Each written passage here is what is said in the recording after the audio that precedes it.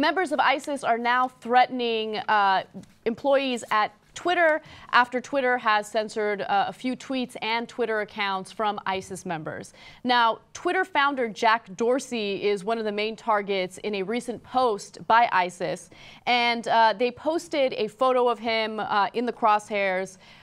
You can see it right there. And then I will translate some of the wording there. They said that your virtual war on us will cause a real war on you. You started this failed war. We told you from the beginning that it's not your war, but you didn't get it and kept closing our accounts on Twitter, but we always come back. So it's weird because ISIS is supposed to be so scary and they decapitate people and all this stuff. And they're having a war with a Tweety bird, with a little blue bird. I mean, they have the guy in the crosshairs who says it's goofy, a little blue bird next to him. They got their feelings hurt because Twitter has a policy of you can't put threats of violence on there. Right. I mean, let alone any politics or ideology. It's part of our, and they're like, no, you're atheist, you're scum, and the Tweety bird has angered us, and we will execute the leader of the Tweety birds, right?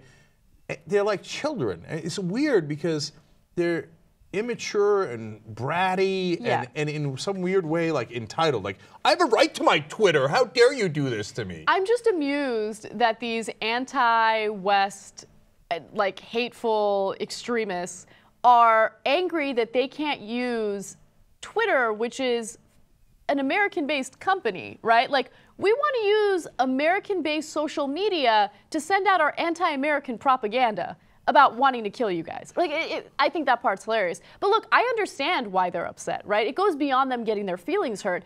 ISIS has been highly successful in recruiting people through using social media. So this is an avenue in which they spread their propaganda, they recruit people, and to have Twitter shut them down actually hurts them to some degree. I don't think it's a huge degree, but I think it's enough to rile them up. I'm going to do the absurd thing of correcting their reasoning here. Yeah. They say, oh, your failed war doesn't bother us anyway. Well, apparently it does. Significantly, yeah. Because you just threatened to kill the guy. Apparently they didn't fail in their war. They succeeded. That's why you're so frustrated, right? Okay, now, if your God is so mighty and you've re-established a caliphate, oh my God, and your grand, Caliph Abu Bakr al-Baghdadi is in charge. He's got a direct line to God. I mean, he's telling fellow Muslims there who don't believe in what he believes, no, you have to believe everything Abu Bakr al-Baghdadi says because he's got a direct line to Allah, okay?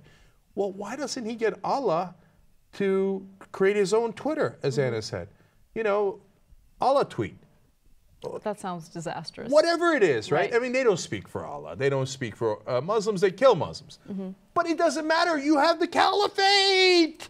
If you're right and you're all powerful, why doesn't Allah just go, new Twitter?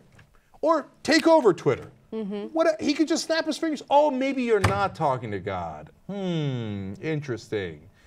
You know what's kind of crazy to me? I mean, look, there are things happening on the inside that we're unaware of. But, I mean, they're using American social media to get their propaganda out there, to recruit people. How, like, is the NSA on this? Like, the Department of Homeland Security, which, yes, I know they just got their funding cut and all of that, but, like, I feel like it wouldn't be that difficult to track these people down, right? Yeah, I'm always amazed at how incompetent we appear to be. The grand spy masters who are so busy spying on everybody except ISIS. How can you not trace their Twitter account back to where their fucking home is? Just trace it. I mean, for Christ's sake, if you can't trace that, what the fuck can you trace? Our porn. Right. And finally, look, you have to realize that ISIS, to some degree, they are children. A lot of them are very, very young, right? And they get all riled up, whether they're coming from outside the country or they're inside Syria and Iraq, and they think they're on a holy war and they got riled up by this leader and stuff. And then I realized, of course, it all makes sense. What we created when we opened the Pandora's box of Iraq and we let all those demons out and we said, all right, now your Shias and Sunnis fight each other. We're going to take down all the infrastructure you had in Iraq and all the established society. And we let loose these demons into the world. We created Lord of the Flies. Okay? I mean, I read this when I was a kid. And you know what happens when you let young people who are, raging on hormones fight each other to the death? They fight each other to the death. That's what happens. Read Lord of the Flies. That's what the environment we created in Iraq, but on a mass scale.